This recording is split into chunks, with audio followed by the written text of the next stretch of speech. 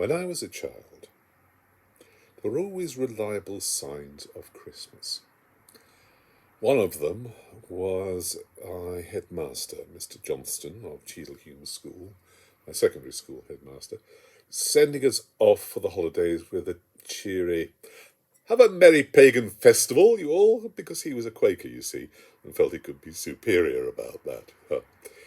Another was the family going out to Stockport Market on Christmas Eve and loading up with crumpets and pikelets and other obscure bread products that you won't even find up north nowadays, taking them home and toasting them for Christmas Eve supper with lashings of butter and a golden syrup. And another, just before that, was my father's service of lessons and carols. He was a English teacher, head of English at a school, and then head of another school, another two schools. And he used his position to put on the script he'd put together of poetry. There was always T.S. Eliot's The Journey of the Magi, "Cold coming we had of it," and the poem I'm going to do for you tonight. And whenever I listen to the service of 9 lessons and carols from Kings, I always think, "Oh, what are you doing? Give it some welly. You can't do 'Oh come all ye faithful' as low key as all that. And if you're going to say 'Thanks be to God,' give it some welly. Say it as if you believe it, really believe it. Take an agnostic's word for it. You've got to do that." But then I suppose they want to do 'Oh come all ye faithful' in the middle and end with "Hark, the herald angels sing," which I suppose has an effect. Though in my opinion, they do a bit too twiddly on "Hark, the herald angels sing." Just because you've got a full organ doesn't mean you have to use all of it.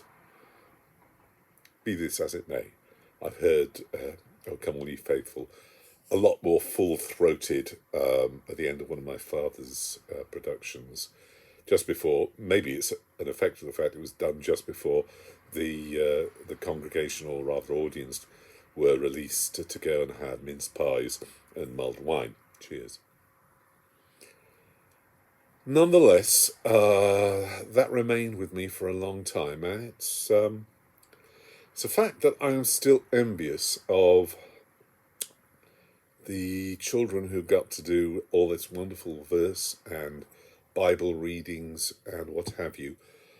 And the fact that I never did, because I wasn't a child under his tutelage, only one under his care. A bit ambiguous there. Nonetheless, I still want to do it at this time of year. As I said earlier, as an agnostic, I'm still asking myself the question at the end of this poem, and still regarding it as unanswerable. But here, in a sense of filial and seasonal piety, is John Betjeman's "The Bells of Waiting Advent Ring." Just a moment.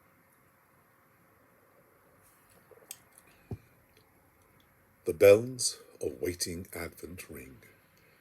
The tortoise stove is lit again, and lamp oil light across the night has caught the streaks of winter rain in many a stained glass window's sheen, from crimson lake to hooker's green.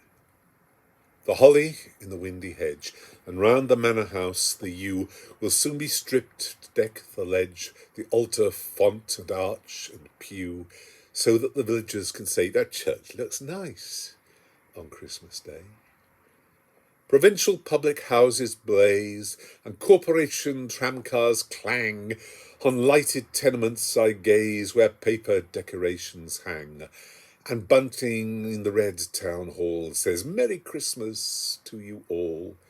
And London shops on Christmas Eve are strung with silver bells and flowers, as hurrying clerks the city leave to pigeon-haunted classic towers, and marble clouds go scudding by the many-steepled London sky. And girls in slacks remember Dad, and oafish louts remember Mun, and sleepless children's hearts are glad, and Christmas morning bells say, "Come!"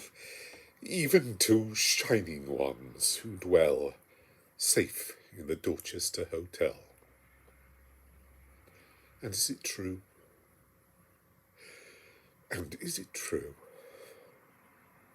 This most tremendous tale of all, seen in a stained glass window's hue, a baby in an Oxford store, the maker of the stars and sea, become a child on earth for me. And is it true? For if it is, no loving fingers tying strings around these tissued fripperies, sweet and silly Christmas things, bath salts and inexpensive scent, and hideous tie so kindly meant.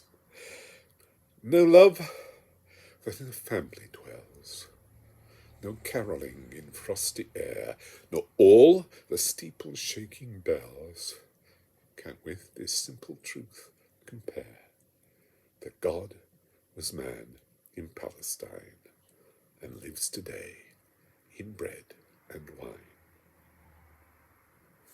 A merry pagan festival to you all, a happy Christmas, or whatever it is you're having. Good health.